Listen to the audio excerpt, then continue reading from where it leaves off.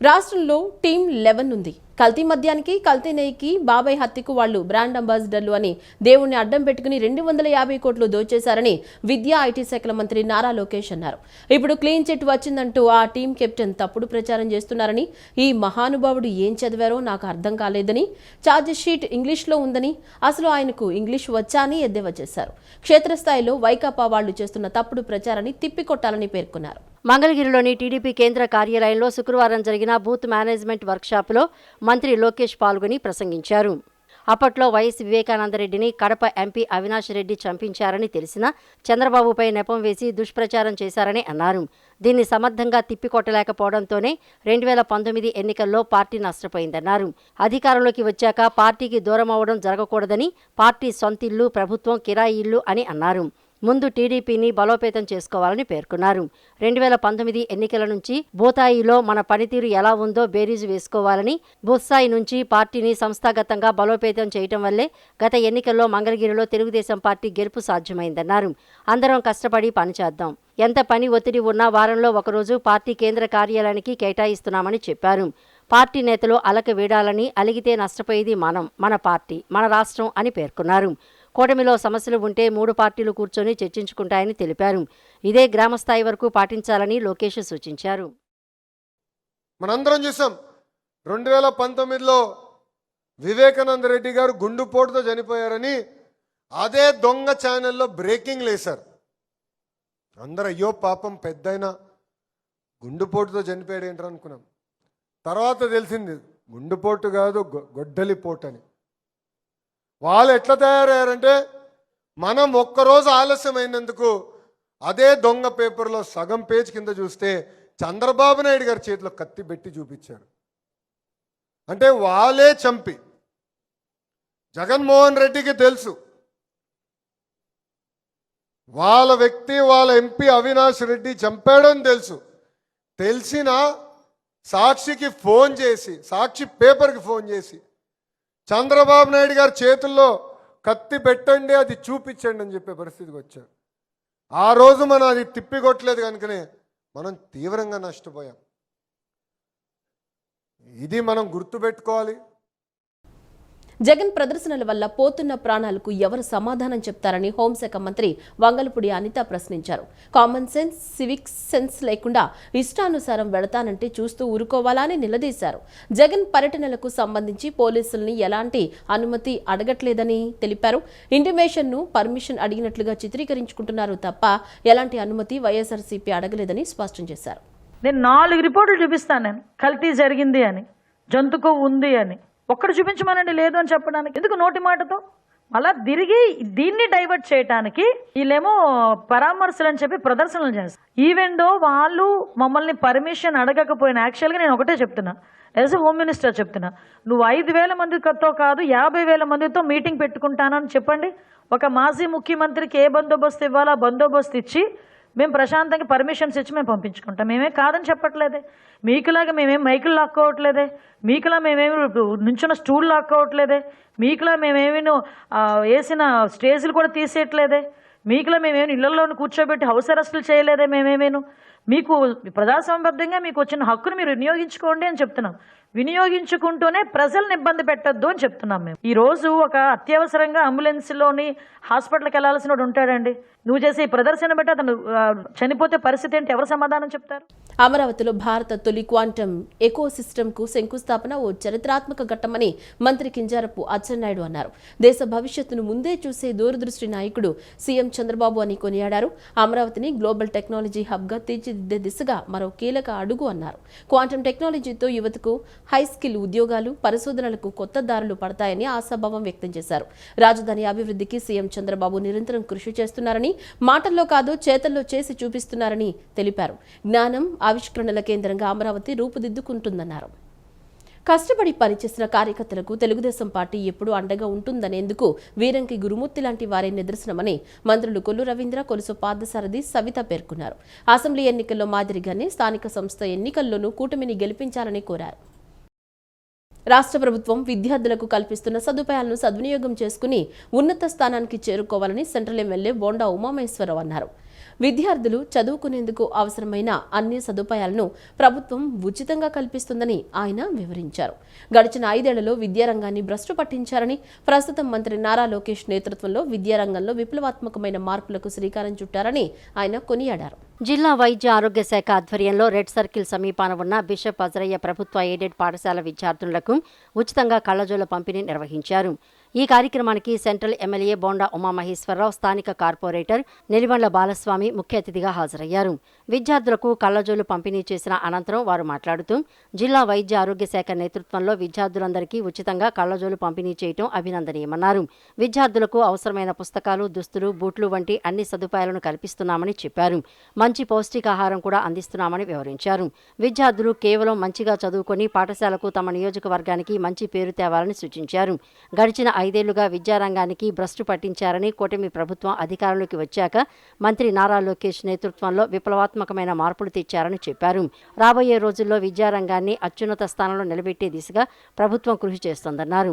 ఎంతో చరిత్ర గల బిషప్ అజరయ్య స్కూల్ మరింత పురోభివృద్ధి సాధించాలని వారు ఆకాంక్షించారు. ఈ కార్యక్రమంలో స్కూల్ ప్రిన్సిపాల్, ఉపాధ్యాయులు తదితరులు పాల్గొన్నారు. కార్పొరేట్ స్కూల్స్కి ధీటుగా ప్రభుత్వమే ఉచితంగా 100 కోట్ల రూపాయలు ఖర్చు పెట్టి వాళ్ళకి ఇస్తూ ఉన్నాం.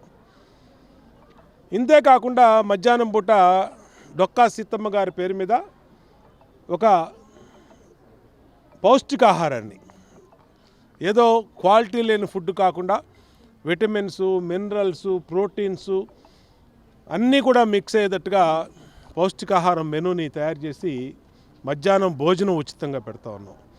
ఇది కాకుండా వాళ్ళకి ఎప్పటికప్పుడు హెల్త్ డిపార్ట్మెంట్ ద్వారా టెస్టులు చేసి వాళ్ళకి ఏమైనా అనారోగ్యం అయితే ఆ అనారోగ్యానికి మందులు కూడా ఉచితంగా ఇస్తున్నాం.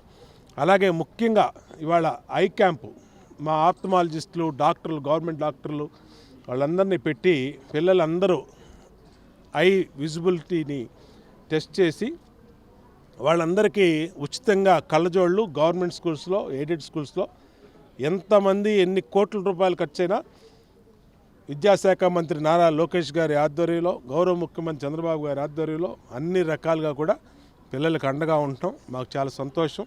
విద్యార్థులంతా పట్టుదల, క్రమశిక్షణతో చదువుకోవాలని మైలవరం ఎమ్మెల్యే వసంతకృష్ణ ప్రసాద్ పిలుపునిచ్చారు. పబ్లిక్ పరీక్షలకు సమయం దగ్గర పడిన దృష్ట్యా ఏకాగ్రత, ప్రణాళికబద్ధంగా చదివి అత్యుత్తమ ఫలితాలు సాధించాలని ఆయన పేర్కొన్నారు. ప్రస్తుతం గొప్ప స్థానాల్లో ఉన్న వారంతా ప్రభుత్వ పాఠశాలలో చదివిన వారేనని ఆయన స్పష్టం చేశారు. ప్రైవేట్ స్కూల్ అంటే ఈరోజు పేదల బిడ్డలకు చదివించుకోవడానికి చాలా భారమైనటువంటి వ్యవహారం. స్మగ్లర్లు, కల్తీ మద్యం అమ్మేవారి కోసమే వైకాపా అధినేత జగన్ యాత్రలు చేస్తున్నారని టీడీపీ ఎమ్మెల్యే కూన రవికుమార్ ధ్వజమెత్తారు. మంగళగిరిలోని తేదేపా కేంద్ర కార్యాలయంలో శుక్రవారం ఆయన విలేకరులతో మాట్లాడారు. జగన్ పరామర్శ డ్రామాకు ఒకరు బలయ్యారని పేర్కొన్నారు. రాజకీయ లబ్ధి కోసం యువతను రెచ్చగొట్టడం ఆయనకు అలవాటుగా మారిందని ఆగ్రహం వ్యక్తం చేశారు. గంజాయి బ్యాచ్ కోసమో, వీధి రౌడీల కోసమో, కల్తీ మద్యం చేసిన వారి కోసమో, ప్రాణాలు తీసినటువంటి వారి కోసం నువ్వు సంఘీభావం చెప్పడం అంటే అది సిగ్గుచేటు అని చెప్పి ఈ సందర్భంగా తెలియజేస్తున్నాను.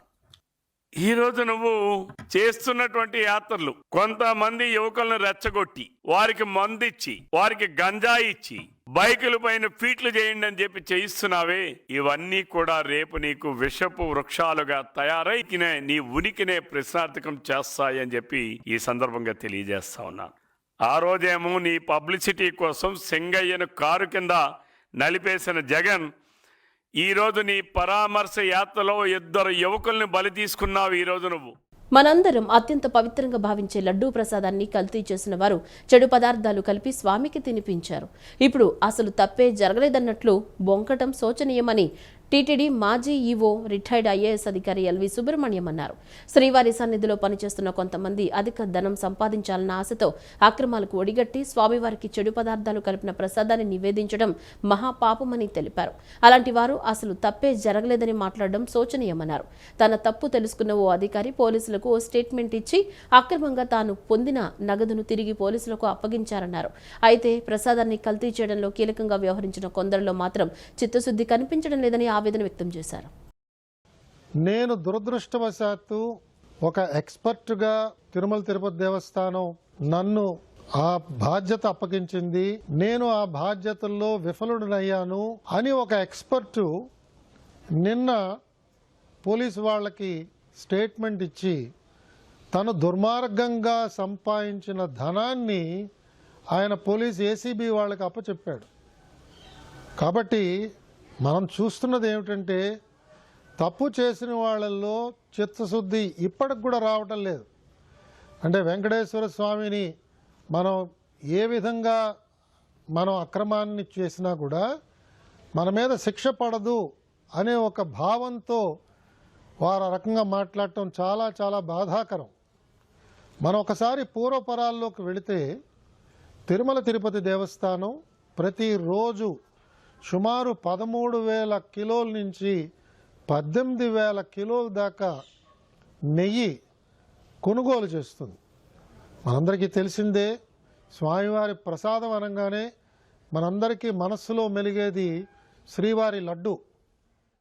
విజయవాడ గుణదల మేరీమాత దేశవ్యాప్తంగా కోట్లాది మంది భక్తులు చేత నీరాజనాలు అందుకుంటోందని ఫాదర్ నూతలపాటి జయబాబు తెలిపారు. ఫిబ్రవరి 9 నుంచి జరిగే గుణదల లూర్దు మాత ఉత్సవాలు అంగరంగ వైభవంగా నిర్వహించేందుకు ఏర్పాట్లు చేస్తున్నట్లు తెలిపారు. గుణదల మేరీమాత మహోత్సవాలు నవదిన దివ్య ప్రార్థనలు 7వ రోజు ఘనంగా జరిగాయి. ఫాదర్ నూతలపాటి జయబాబు ముఖ్య అతిథిగా హాజరయ్యారు.